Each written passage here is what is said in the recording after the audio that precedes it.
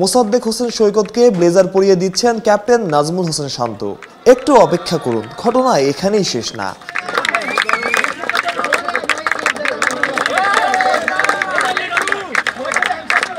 এগিয়ে এসে সৈকতের হাতে ক্রেস্ট তুলে দিলেন লিটন দাস। এলকেডিকে বুকে চড়িয়ে নিলেন মোসাদ্দেক। কি ভাবছেন? মনে প্রশ্ন এসেছে, হুট করে মোসাদ্দেক আবার অবসর নিয়ে ফেললেন না তো? না,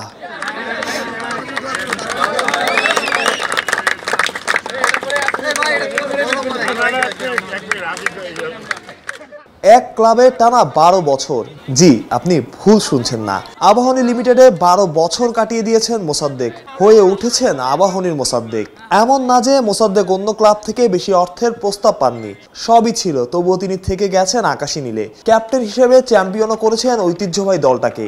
মোসাদ্দেকের 12 বছরের লয়ালিটির পুরস্কারই দিল আবাহনী ম্যানেজমেন্ট। তুলে দেওয়া হলো বিশেষ ব্লেজার আর ক্রেস্ট। সাধারণত ফুটবলে দেখা যায় এমন রীতি। বাংলাদেশ ক্রিকেট তো বটেই, বৃহস্পতিবার মোসাদ্দেক হোসেনকে যে সম্মাননা দিল আবাহনী লিমিটেড তা বিশ্ব ক্রিকেটেই বিরল।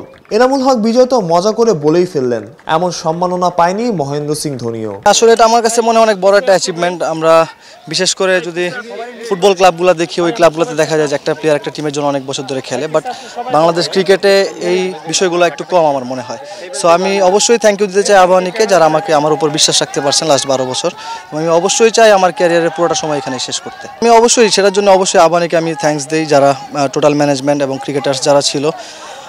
অবশ্যই এটা অনেক বড় একটা অ্যাচিভমেন্ট আমি মনে করি, এবং এটা প্রাইডের ব্যাপার যে একটা টিমে 12 বছর ধরে খেলা, এবং অবশ্যই সেটা যেন কন্টিনিউ হয়। আমি তো আগেই বললাম যেটা আমি আমার শেষ পর্যন্ত এখানেই খেলতে চাই, এবং যত বছর এখানে খেলেছি আমার কাছে মনে হয় আমি পুরো দায়িত্বটা নিয়েই খেলেছি আবাহনীতে, এবং তারাও আমার উপর সেই আস্থাটা রেখেছেন, এবং আমি চেষ্টা করব যে সেই প্রতিদানে যেন আমি দিতে পারি।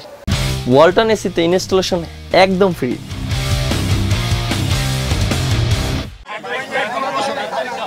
বাংলাদেশের ঘরোয়া ক্রিকেটে নতুন উদাহরণ সৃষ্টি করলো আবাহনী। মোসাদ্দেককে দেওয়া হয়েছে গার্ড অফ অনারও। শেষে গ্রুপ ফটো। চ্যাম্পিয়নশিপ নিশ্চিতের আগেই যেন উদযাপনটা সেরে নিল আবাহনী লিমিটেড। মাহফুজ প্রত্যয়, অলরাউন্ডার।